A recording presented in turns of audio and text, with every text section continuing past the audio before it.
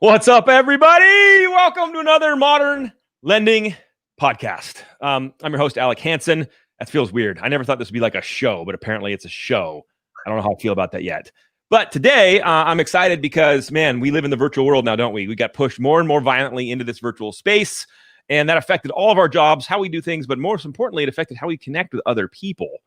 And so a really good friend of mine, a sister of mine in another life, Devin Hernandez, runs employee experiences for loanDepot. She's a true professional, and her life changed dramatically with COVID on how we connect with people. And so I wanted to bring her on. I want to talk about what she's doing and what we can learn from together. So let's bring on Devin.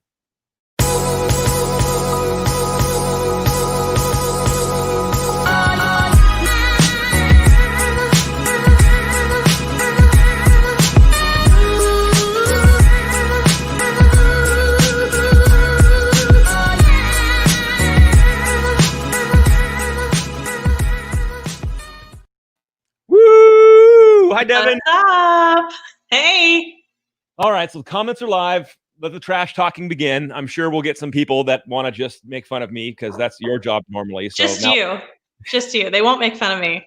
No, they know better because you're like, you give out swag, you hook them up, like, right? You know where all the chairman's elite events are, and so you're like, oh yeah.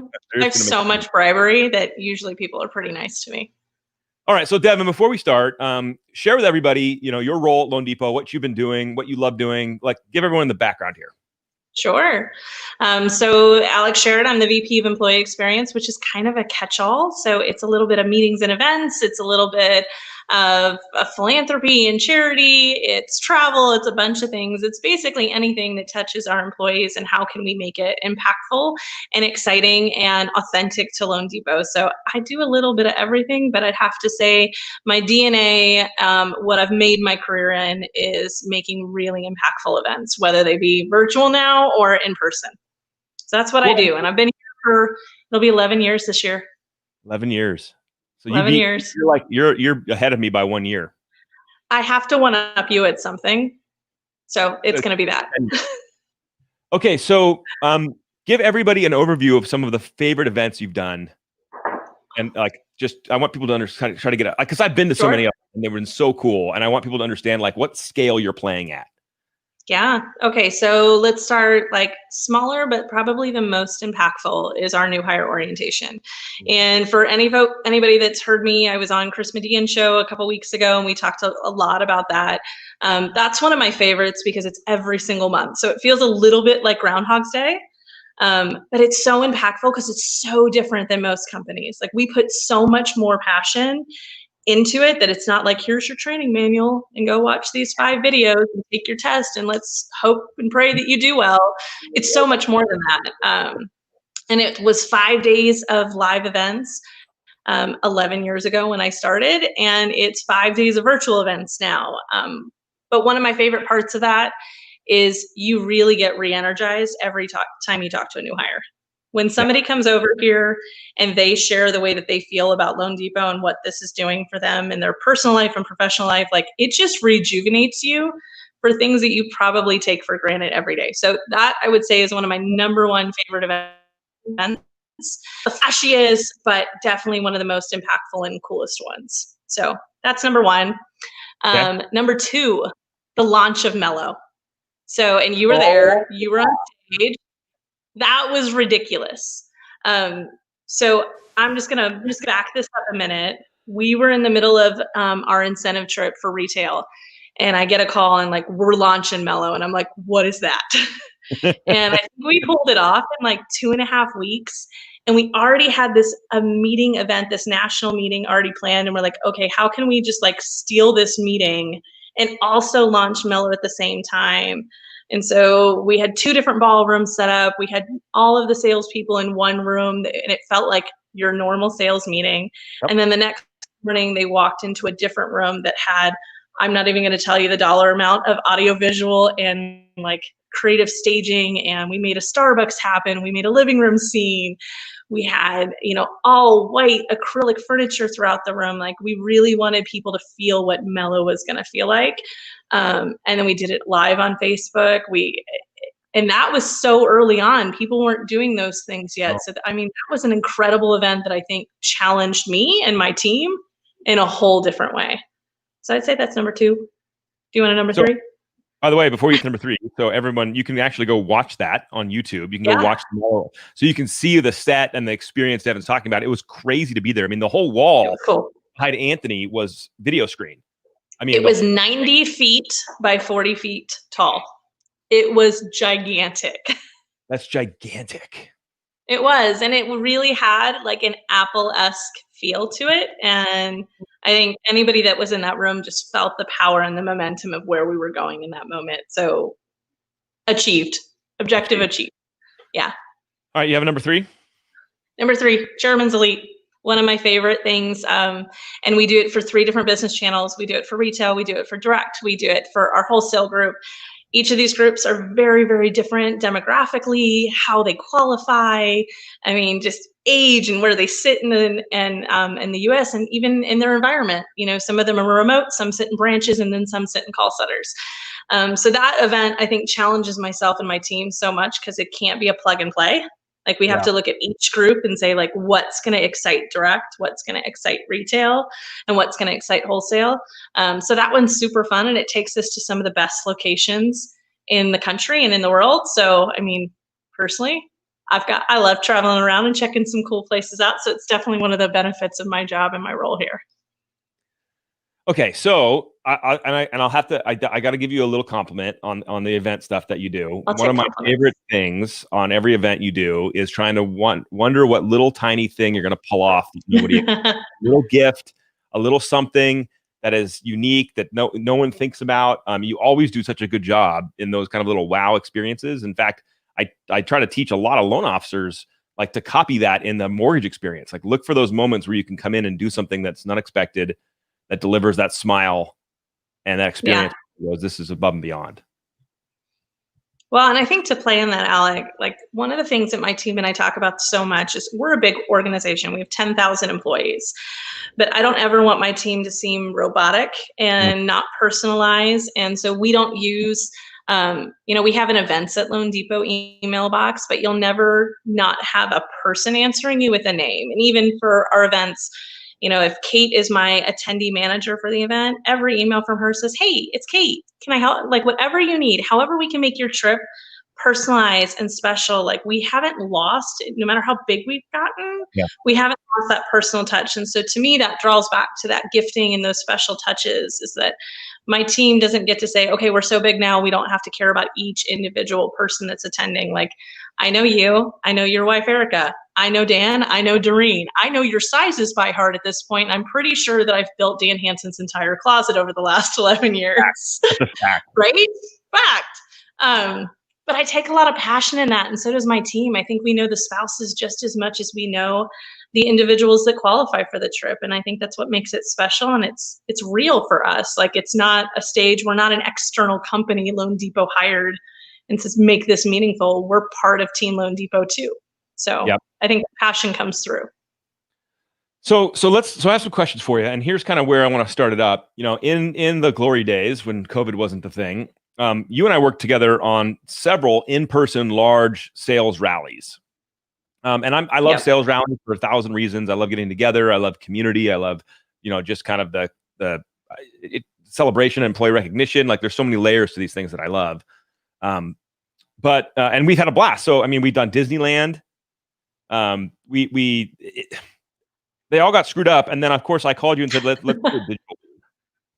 Right. I was like, and so what did you think when I first threw that at you, and what were your thoughts on that? I was super excited because I knew that my team was preparing for some of these things. And to be honest, Alec, this is where I will give my compliment back to you. If I was going to go down the virtual event road with anyone, I'm glad that I got to go down it with somebody that's tech savvy, that's already out there, that's already built in a personality and an ambassador to the virtual world. Because it's challenging, right? Like getting on camera is not natural for everybody. And I know you personally, I will call you my friend. And I know that it's a lot of work for you to do this too. And it's a lot of work for me to do these things. So to come online and be there for 6 hours takes a lot. It's fun, but boy, is it exhausting too. So I think when you asked myself and my team to kind of engage in this, I was excited that you were going to be our first to go down that road because I think it was going to be the most fun. I knew that we were going to challenge the boundaries and that we were probably going to do some duct taping in the background. For sure. But it was going to happen. And shout out to Kenny. He just commented on Facebook. Kenny Arroyo is my new event and meeting production manager. Worked for the dude forever. He's done a lot of events with me. He's super, super talented. And that's the type of people that I want on my team now that can help us bring virtual, because it's not here for a minute. Like, no, it's here to stay. And we're building our team to be able to do these things. So thanks, Kenny. So why don't you share some of the stuff your team did for this virtual event to try to make it not another Zoom call? Because there's like Zoom fatigue, right? And it's like it's real. Yeah. And so, you know, now it's like, okay, we're going to get 6 hours of this kind of virtual event, and we're going to have a happy hour. I mean, so share some of the things your team brought to this story, because it was really blew my mind. Yeah. So if it's cool, I'm going to start with some of the challenges that you kind of go through when you're doing a virtual event. And so, Alec, you brought to us, and I looked at it and I'm like, oh my God, we're going to be on Zoom for 7 hours. Like, how are we going to do this? 7 hours. So, right, when you walk into a general session, your sales rally, your national meeting, whatever it is, you walk into this ballroom that has things that are visually stimulating you, whether it's like the signage, whether it's the little gifts on the table, whether it's your name badge, your journal, the people, your networking, the gigantic screens. Like, there's so much that's grabbing your attention, that's keeping you engaged in the content and everything that's happening. When we change that and we throw you into your living room, your office, your car, wherever you're taking this, you have a million distractions. Yeah. Like, I know, like, I got my kids running around, I got my dog, my husband's on Zoom in the other room, Amazon's being delivered. Like, there's a million things. Plus, I've got my email there and nobody can see that I'm just like typing away on my email while Alec is doing his thing. There's a million distractions that we're competing against in that moment. So I think when you and I and my team started planning this, we really tried to think about how can we create different engagements throughout. And so we started to layer things in. And to some that look at this, maybe like, wow, there was so much going on. Like, there was a DJ, there was an artist, there was Alec, there's a guest speaker. But it's like we're trying to keep an ADD person like super focused. And I think we did it and we killed it. And I'm really proud of it. I think some people may be like, that was a little much. But for the majority of them, I think they were so much more in tune than they would have been had we just done this for 7 hours, right? Yeah. And you know this and I know this, but like, so specifically like the graphic artist. Yeah. So even in live events, there's always people who aren't happy with something. Like, you can't please 500 people. Like, you just can't. You can get close. There's always going to be someone who, like, the coffee was cold or hot. At live events, it's funny. Like, you didn't give me enough food, like whatever it is, right? You're like, come on, I'm trying here. Temperature. It's the worst thing in the world. Hot and cold of a ballroom. And now it's on you. You control your own thermostat at home. But I think you're really dead on. And there's a parallel here that I want to get to later. But, maintaining attention in a space where you're at home, the kids are there, the dog's there, the neighbors rings your doorbell, your phone, you could just put your camera off and just do whatever you want to do. And like, it's so different than being in an event where you're live with everybody hanging out. It's just radically different. Yeah, absolutely. So we brought a bunch of different things in, Alec. We did a graphic artist, which shout out to John. He was an amazing artist that sat with us live, and the biggest compliment in the world came back from him. He's like, that was so much fun. He doesn't work for loanDepot. Yeah. He doesn't work for loanDepot. He's got all these other things going on. He does a bunch of different conferences, but he came back and he's like, that was so much fun. You guys are so cool. And I'm like, we just made mortgage super cool to a total outsider. So I think that was a complete win. So we had a great graphic artist that was drawing along all of our speakers. And then we had a DJ live out of Philadelphia that was helping us out as well. And I just think the combination of a mixed agenda of different people. We gave breaks. We've got all these other components. I really think we did a nice job of keeping people's attention. And it seems like the group, they were pretty happy with what they got. Yeah, and I do want to give a shout out to all the managers who finally got on video, because I'm pushing everybody into video like aggressively, and then I just forced them. I'm like, you have to send me a video thanking your employee of the year and your ops partner of the year, so get it in. But I think those videos when they played through kind of in the virtual reality environment, like I think they had an impact. I think they really meant something to somebody. Like the people got to hear. And I'll tell you this too, Devin. This is one of the big learnings I had on virtual events. The comments that are live, that you get direct feedback. Normally when I'm speaking to a bunch of people, I get kind of head nods as feedback, but I'm not getting like direct feedback. And it was actually really cool to have people being like directly commenting as I was talking or as someone else. I loved that. I thought that was really like heightened the engagement for me. And I hope so for them as well. It's also one of the reasons why I like these live environments, because we're getting comments like Kenny's jumping in, because now I'm like, yeah, you guys are part of this experience. You're part of this conversation with Devin and I in that virtual reality event. They were part of the conversation if they wanted to be. And that was really cool.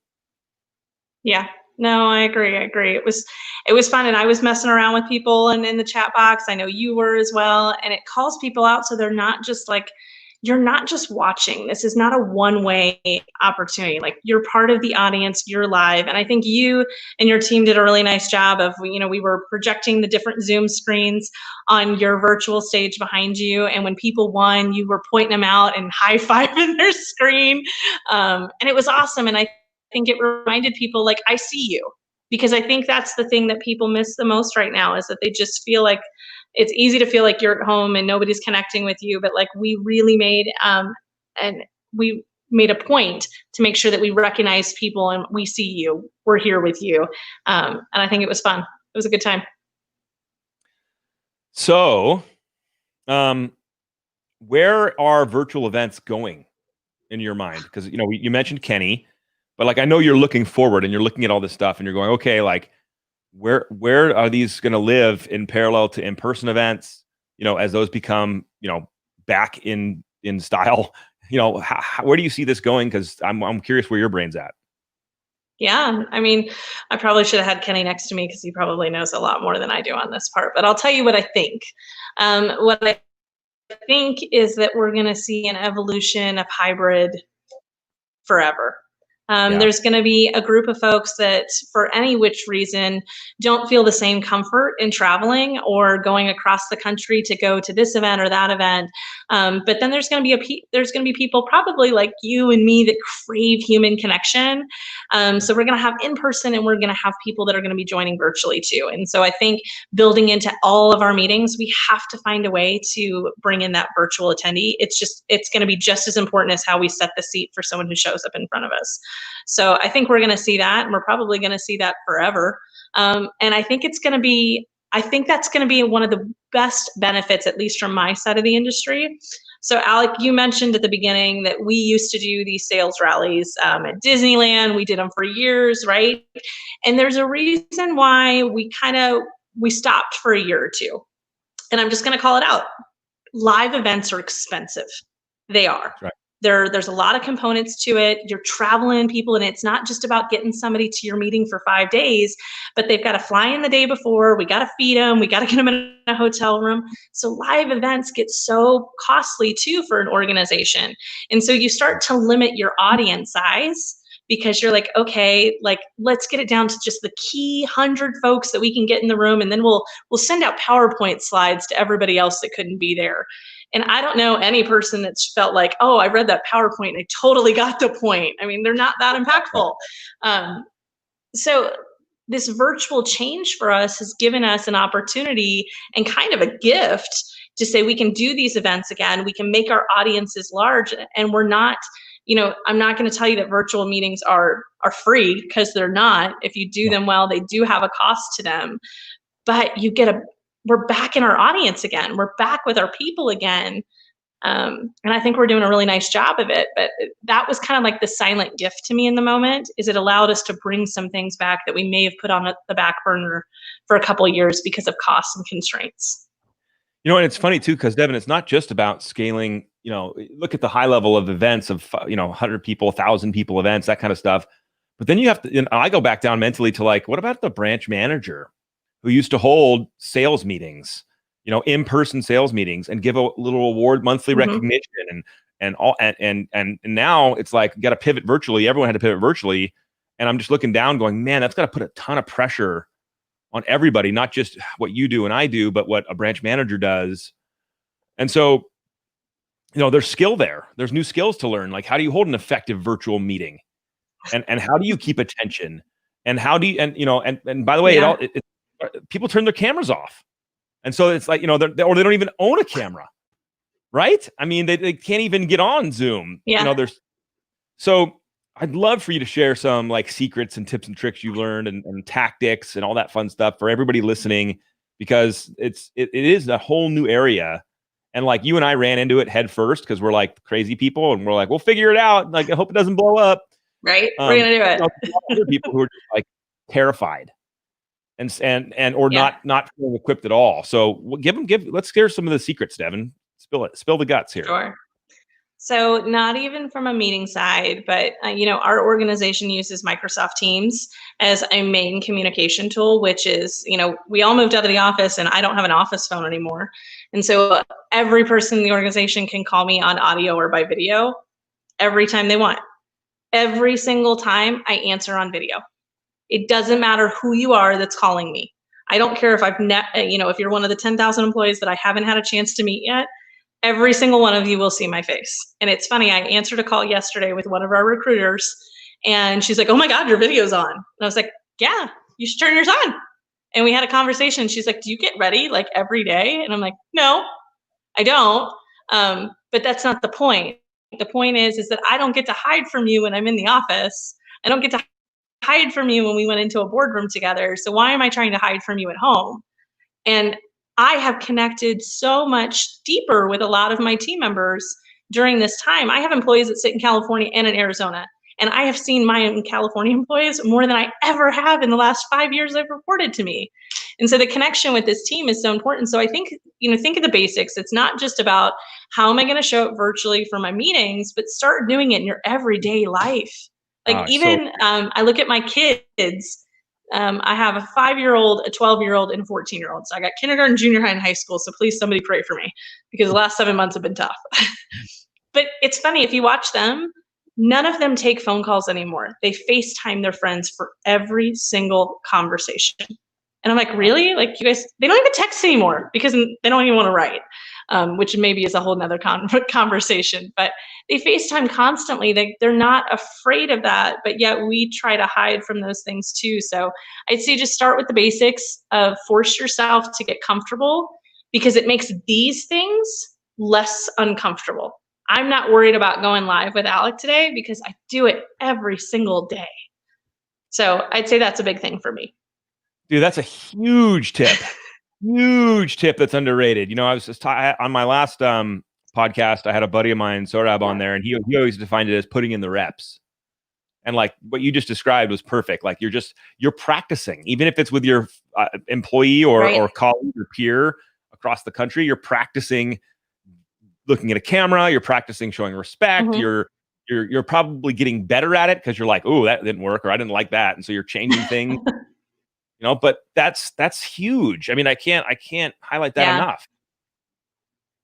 So, and then for the folks that hate looking at themselves on camera, so a couple of my tricks, I have a whole loanDepot wardrobe that I've purchased. So I've got a shirt for every day of the week. And so it does help because I just know that I want to be on brand and I want to see my logo on the screen, the loanDepot logo on the screen. I always wear earrings because they immediately make you look more dressed up. And now I accessorize with different types of glasses. So if you look at my desk, there's like 4 different pairs of earrings, 2 different pairs of glasses, because that's all you see of me. So this is what I'm going to dress up for you. So there's my simple tip for there. The next thing I would say is just your level of excitement. There's a saying that text and email always comes over neutral or negative. And I always take that to heart when I'm reading people's messages that to convey excitement in an email is really, really tough. And so people tend to take those things the wrong way. So if you can talk to them, that'll help. But 2, when you're talking on camera, you have to increase your energy level. almost to the point that you're annoying yourself. Like, I'm sure my household is making fun of me right now. Like, what is mom doing?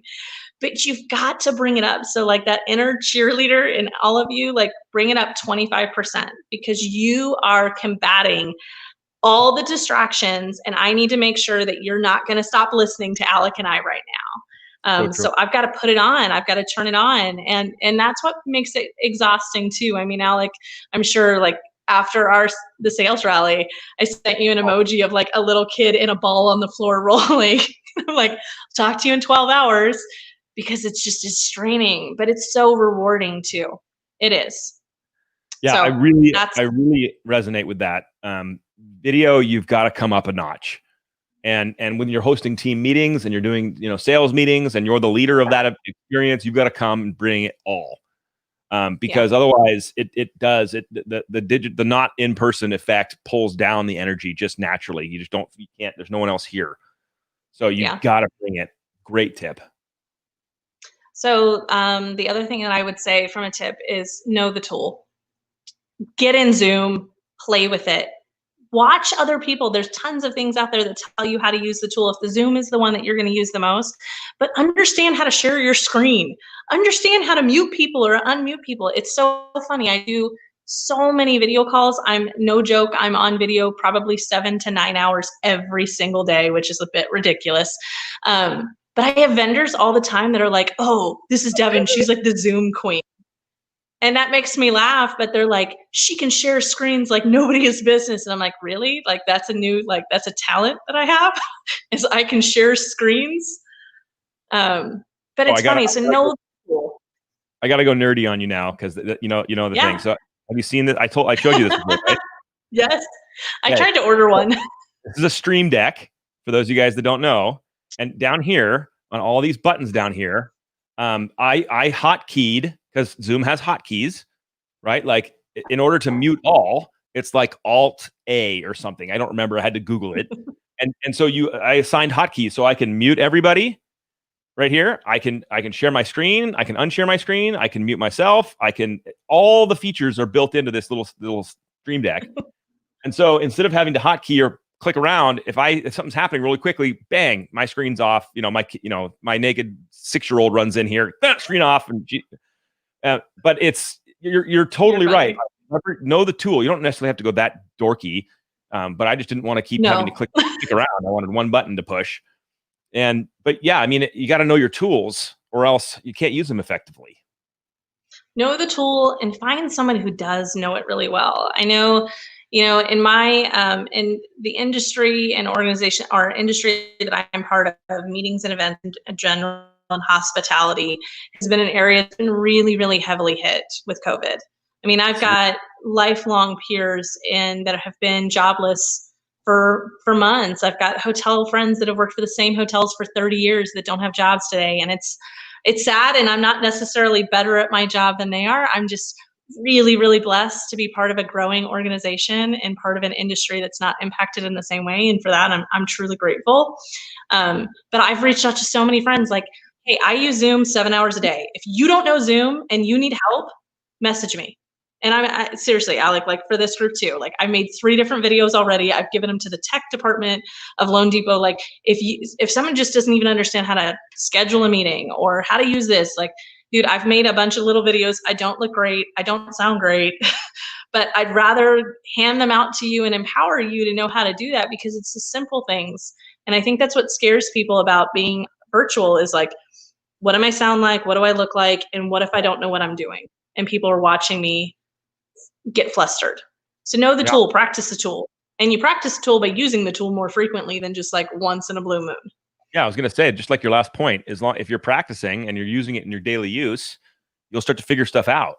I mean, I cannot tell everybody how many times I've opened up a Zoom alone, hit the record button, and talked so I could hear how I sounded, what the mic sounds like check because I want to know, and then I would figure out and use the YouTube and figure out how to like improve it.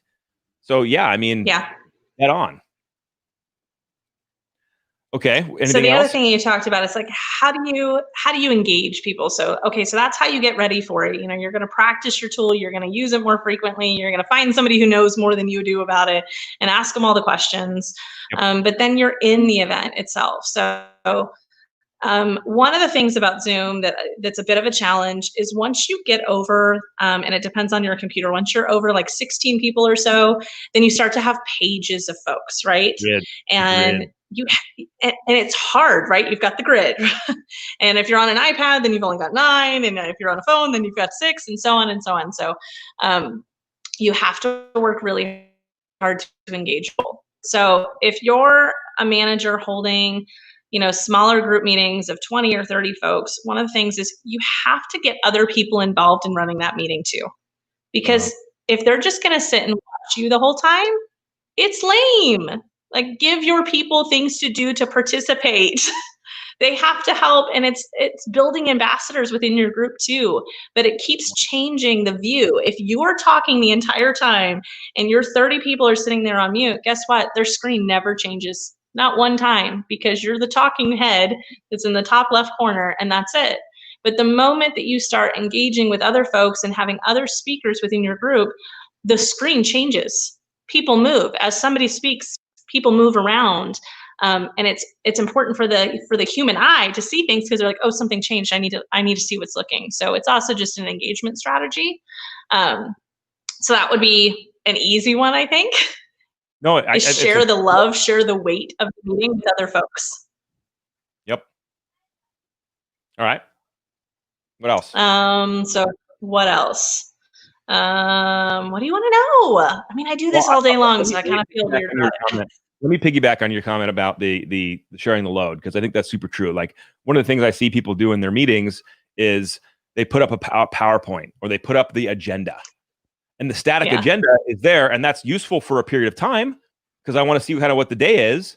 But then, unfortunately, they're running a meeting with the agenda up, and they're minimized now to the little side of the Zoom thing, and I can't, and it's like to your point, if you don't keep the action moving, whether it's new speakers, different things coming up on the screen, like our brains go into white noise like mode, and we just stop hearing. We stop, it doesn't stimulate us. We stop paying attention. And then all of a sudden now my camera goes off and I'm on my phone and I'm over there doing an email. And I totally agree. Like, bringing up your rock stars, having them participate, them share stuff, them doing updates, not just one person, can absolutely change the space. So let me ask you this question. You mean when you turn into, like, you add a donkey head when you're not part of the conversation anymore? Yes. Snap cam filter. So I'll share this with everybody because it's super embarrassing, but Devin knows what's happening here. So I have massive ADD, and when I'm done with a meeting and it's still going on and I'm emotionally done, I have a bad habit, which is I kind of like start doing stuff on the computer. I'm at the keyboard, the keys are here. I can just pull up a new screen and be doing something. And so I hit a hotkey on accident, and sometimes I use Snapcam filters during meetings because I can turn yourself into a potato or a donkey head. And so I'm in a prep meeting with Devin, like I'm over here like typing away, doing something else, muted because I with vendors. It's not just us. It's so not good. And then all of a sudden, like I had hotkeyed myself into a donkey head. Was it a donkey head or like glasses? Yes, it was a donkey. It was a donkey. Oh, I mean, it was great because I immediately said, I think we're done with this meeting. I think Alec is done. We can finish this offline, which was awesome. But you know what? It brings up a really good point, Alec, is that you have to know your audience. Like, I know when my audience is done. Like, don't belabor it. So it is helpful that I know that about you, and then I know when you're done, whether you have ADD or you turn into a donkey. Oh my gosh. But it is helpful. Yeah, I have to, now I realize, like, turn off the Snapcam thing, or if you're going to multitask, so that you don't turn yourself into a jackass with everybody sitting there. And I didn't even know like that. I had a donkey head on. So that was incredible skills by me. Don't do that. It was awesome. All right. So question for you. Yeah. How do in-person events come back? Like, what are they going to look like? I'm sure you've been thinking about some of this a little bit because, places are slowly reopening. So what do they look like in the future? So, I mean, it's kind of funny. We've been working with some of our vendors to see even just like what floor plans look like visually, like how is the room going to look differently?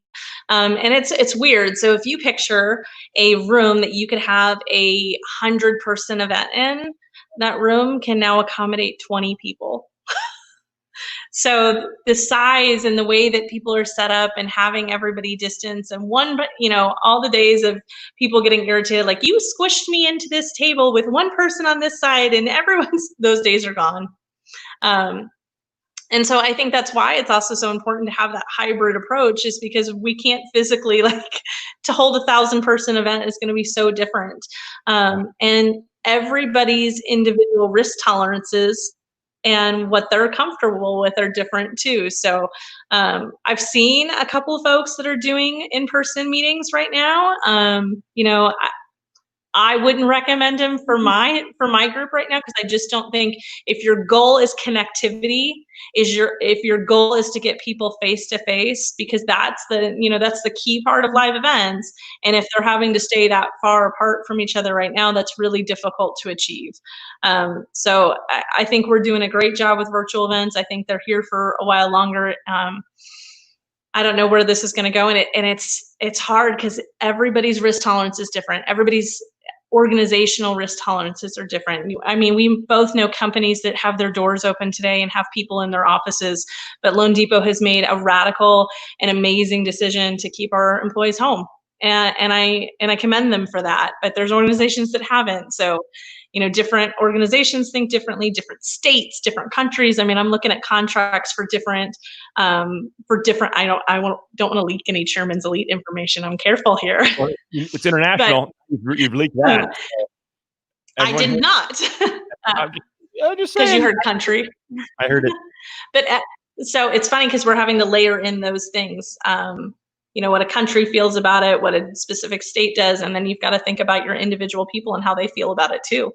So I know everybody's anxious for them to come back, but if I released Chairman's Elite today and said we're going tomorrow, how many of you would sign up? Yeah. You'd think about it. Yeah. It's really complicated, unfortunately. It is super complicated. And it's been part of my team, for 10 years. We've planned these. That has been a key event for us. So it feels kind of like we're out of step, not having it in our rhythm. Yep. And our rhythm of getting ready for it. And it does, it feels different about it. But we've got some cool things in store. We've got some hopes and some plans. We've got some dates. So we're super excited and hopeful that next year we'll be able to bring everybody back together for that event. Me too. I would like that. I like the virtual stuff because there's really different. I mean, they're just different experiences. I mean, a really well done virtual event or virtual sales meeting or sales rally is different. It can still be good, engaging. People can still enjoy it. It can still have value. Mm-hmm. But it's just going to be a different thing than we can all get together in a room, which, again, to your point earlier, has its own big giant list of problems, from expense to just people's personal preference to sometimes I don't want to sit in a room for 10 hours or 5 hours or whatever it is. So they all have their places, but I think you're right. A hybrid view is kind of where the world's probably going to move. And I think for you or for any of your folks that are watching that are planning these events, just be conscious of your audience. Be conscious of how much they can handle. I mean, you said it. You don't want to go sit in a ballroom for 5 hours, but you also don't want to watch Zoom straight for 5 hours either, right? So there's so much that's transferable from a live event to a virtual event, and maybe that's a good tie-in for us for this next little piece. Is when my team approaches a virtual event, the rule book didn't get thrown out the window. A lot of the same things come into play. We still had to think about how to communicate to them and how to get them excited and to drip campaign the different guest speakers and keynote speakers and special guests that we were going to have. We still thought about swag, but we switched and we went digital on our swag, which I have to say, I really like it. And I'm just going to do a plug out here. My husband works for loanDepot now as a loan officer, and he attended this event, which was incredible because we were on two different sides of the house. I'm production running on the east side, and he's on the west side of the house, actually watching it go live. It was super fun. But we did all these digital assets for them afterwards. So they had, digital assets to put on Facebook, LinkedIn, Instagram that they were attending.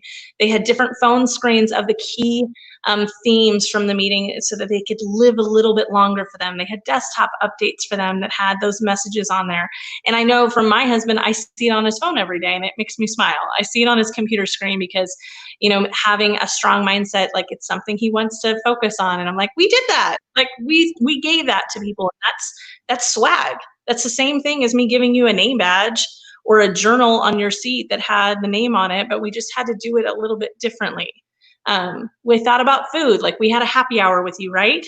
And Yep. if we were at a ballroom or a hotel or a restaurant, we would have had hand-passed wine and this and that. But instead, we had personal curated boxes sent to our top performers with the bottle of wine that met their personality match, with a couple of items in there that's in their house. And then we showed up later to do a cocktail hour with them. So if you think about it, there's so many of the same components from a live to a virtual. It's not a new playbook. It's a challenge, but it's not a new playbook that's out there. It's still those connection and those small touches. It's just how can you do it in this world and how can you have it show up to their house? And I think Steve Sims may have said it in your rally. People love getting stuff in the mail. They love an Amazon delivery. I can't tell you how many people from that event were posting their boxes for their Chairman's Elite wine and everything showing up to their house. And then the week before that, we sent out a gift to every single employee in loanDepot, and I watched unboxing parties all week long. Like you can still do the same things. They just take a little bit more of a different logistical twist to it. Yeah, no doubt. All right, so we're at the end. This was super helpful. Love the basic tips and tricks for people who are trying to run their own little event virtual. It doesn't have to, like I said, I mean, the scale doesn't change the opportunity to impact somebody personally. So if it's a 500 person event or a meeting with your office and 10 of you, there's still a huge opportunity to use the virtual to its advantages, and then to figure out how to come back around that and pick it up where it's weak, like personalized gifting. And you're right, everyone loves packages because when you physically get something, it has all of your attention. Steve's comment, you have to touch it with both hands. You have to open it. You feel it. You get it. It's an incredible different thing. So what would you share as like final tips from somebody who runs events and experiences for, the management team out there across the country who are figuring out, how do I connect better with my people? What do you really, what's your final little landing pad for them? So I'd say it's going to be twofold. One, don't wait for a sales rally to meet with your team. Ooh, yeah. Don't think that it's just the big events that are impactful. It's doing it every day. And that's that simple thing of turn on your camera. That's that, like I do a happy hour with my team every single Wednesday for 30 minutes. Sometimes I've got things to share, sometimes I don't, but I'm physically in front of them and I'm seeing their face and I can see if they need something from me. Like I can tell on their face if they're engaged, if they're disengaged, if something's going on in their world, I can see it. And don't hide from it. So don't wait to have this gigantic sales rally where we're going to have StreamYard and we're going to have YouTube and we're going to have a sketch artist and we're going to have a DJ. Like, yes, all those things are great, but that shouldn't be your only point of approach with your people. So I'd say fill the gaps. But then we're not having live sales rallies. And on top of that, you're not going to live professional development conferences either. I know that, like, besides planning for loanDepot, we did 85 live events last year. On top of that, my team goes to an educational conference every year, and we're not doing that either. So you do need to fill the void with educational opportunities for your team and making sure they're in the loop with the company. So I think the sales rally is a great thing. Town halls, just all calls, like, get them on a rhythm and schedule them out, whether they're quarterly, but commit to them and share that commitment back with your people. But you got to fill the gaps in between them. Doing a sales rally once a year is not going to change your people or make them more engaged with you. It's how are you doing it consistently? And then you've got a big one and then a little bit along the way and so on. That perfect advice, Devin. So before I say goodbye to everybody, I just want to thank you because you work tirelessly to bring like life and love and happiness to the employees at loanDepot. And we're so thankful for all the things you do. I'm so thankful that you told me where CE is, secretly. So thank you for that. Did not. Denied. Denied. And we're everyone at loanDepot is so appreciative of what you do. So thank you very much. Oh, thank you. I love Team loanDepot. I'm purple and green through and through. All right, friends. Thank you for hanging out with us today on the Model Lending Podcast. Have a wonderful day, and we'll see you next time on the internet.